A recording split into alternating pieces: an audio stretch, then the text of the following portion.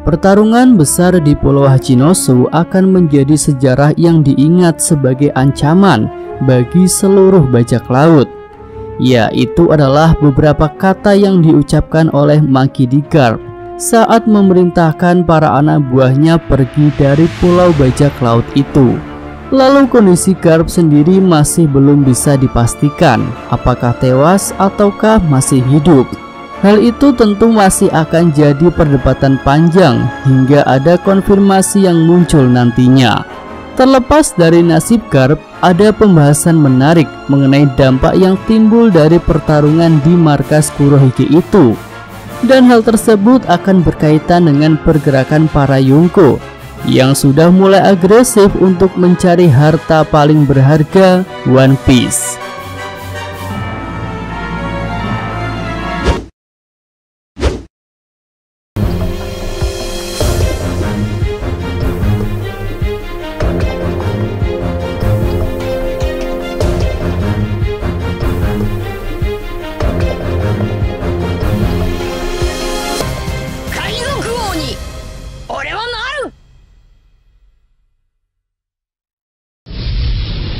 Yo, welcome back, kembali lagi di channel Atoa Hayato.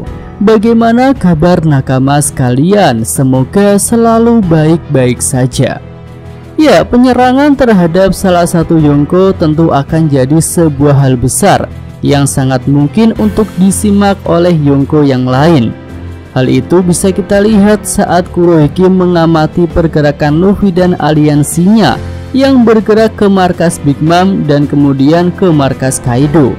Ketika Luffy ada di markasnya Big Mom, dia dan pasukan aliansinya sukses membuat kekacauan hingga Big Mom menjadi marah besar. Karena itulah Big Mom mengambil langkah yang ceroboh untuk pergi meninggalkan wilayah kekuasaannya yang saat itu bisa dikatakan belum sepenuhnya pulih. Bahkan Big Mom pergi bersama beberapa anak terbaiknya. Ya, tentu kecuali Katakuri dan Crackers ya, yang masih babak belur karena pertarungan melawan Luffy. Dengan emosi yang membara, Big Mom menyusul Luffy tanpa memperdulikan pertahanan wilayah kekuasaannya. Nah, kecerobohan Big Mom itu dimanfaatkan oleh kelompok bajak laut Kurohige yang memang sudah mengamatinya. Aokiji dan Van Augur datang ke markas Big Mom itu untuk mengambil hal-hal berharga di sana. Ya, di cover chapter 1064 kita melihat Aokiji dan Van Augur berhasil mendapatkan puding. Tentu Kurohige punya rencana besar terkait kemampuan puding. Salah satu kemungkinannya Kurohige akan membangkitkan kekuatan mata tersembunyi milik puding yang dikatakan bisa mengartikan isi dari Road Poneglyph. Nah, selanjutnya bajak laut Kurohige juga mengamati pergerakan Luffy dan aliansinya di Wano. Dan lagi-lagi Kurohige mengambil langkah jitu untuk mencegat Law dalam perjalanan dan kemudian mengambil Road Poneglyph-nya. Nah, melihat fakta bahwa Kurohige mengamati pergerakan para Yonko yang lain, maka tentu sangat mungkin jika para Yonko lain juga sedang mengamati pergerakan Yonko Kurohige. Jika mengabaikan Luffy yang sedang ada urusan di Egghead, berarti ada dua Yonko lain yang bisa memanfaatkan situasi kacau yang baru saja terjadi di Pulau Hachinosu, yaitu Shanks dan Buggy. Ya, di sini Mimin akan fokus bahas tentang Shanks saja ya, karena tentu Buggy sangat kecil kemungkinan untuk bisa mengerahkan pasukannya ke Hachinosu jika Crocodile dan Mihawk tidak menghendakinya.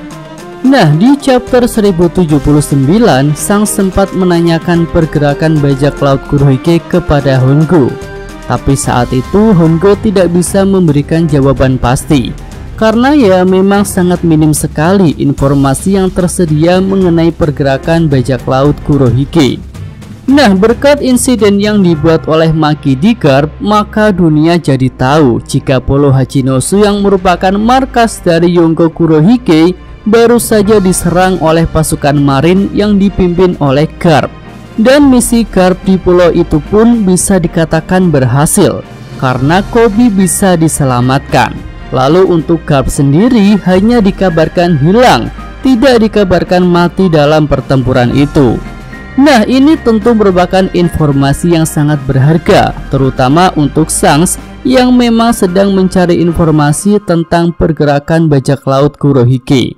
Jika Shanks tahu bahwa saat ini Polo Hachinosu sedang porak-poranda dan Kapten Kurohige tidak berada di markas, maka sangat mungkin jika bajak laut Akagami akan datang ke pulau itu untuk menghancurkan para komandan Titanic yang ada di sana.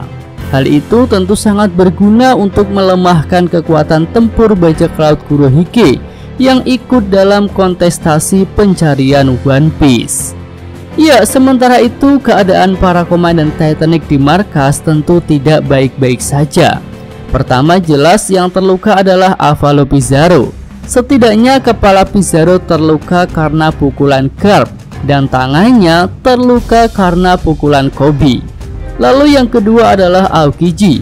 Walaupun masih bisa berdiri, Mimin rasa dia juga menderita luka yang cukup parah setelah beberapa kali menerima serangan dari Garp.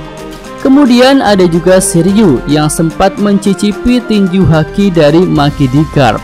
Ya, walaupun di akhir chapter Shiryu terlihat santai, namun tentu ada luka di tubuhnya yang menanti untuk disembuhkan. Lalu Sanjuan Wolf mungkin tak akan punya banyak peran ya, karena pertempurannya dengan Garp saja tidak diperlihatkan dengan jelas. Makhluk super raksasa itu hanya diperlihatkan tenggelam setelah dilemparkan oleh Garp. Jadi sampai di sini hanya Vasco Shot saja yang tidak menerima serangan langsung dari Garp. Koreksi jika Mimin salah ya. Dan bisa dikatakan hanya dia yang masih segar bugar. Nah, dengan keadaan markas yang hancur, para komandan yang terluka, hingga para kroco yang banyak tumbang, tentu mereka tidak akan siap jika bajak laut Kurohige yang ada di markas kedatangan tamu tak diundang, yaitu bajak laut Akagami. Nah, kedatangan Shanks dan bajak laut Akagami ke markas Kurohige itu tentu merupakan ancaman yang sangat besar, yang bisa saja membuat Polo Hachinosu benar-benar hancur. Lalu ada juga kemungkinan menarik, yaitu Shanks akan menolong Makidi Garp dari tangan bajak laut Kurohige. Alasan Shanks akan menolong Garp tentu pertama karena Luffy. Garp adalah kakek Luffy, dan Luffy akan merasa terpukul jika tahu kakeknya tumbang di markas Kurohige. Kemudian alasan kedua mungkin karena Shanks menghormati Garp, seperti Roger menghormati pahlawan angkatan laut itu. Ya, walaupun Roger dan Garp adalah musuh, tapi mereka terlihat seperti rival. Bahkan Roger menitipkan anaknya untuk diasuh oleh Garp. Dan Garp mendapatkan bantuan dari Roger saat bertarung melawan bajak laut Rocks 38 tahun yang lalu. Oke, itu aja pembahasan Mimin untuk video kali ini ya. Jika ada tambahan, saran dan komentar, bisa nakama tulis pada kolom komentar. Yosa Mimin atau Hayato, terima kasih. Oke, cukup sekian video kali ini. Semoga nakama sekalian menyukainya. Terima kasih sudah nonton. Jangan lupa like-nya ya, dan subscribe channel atau Hayato. Yo!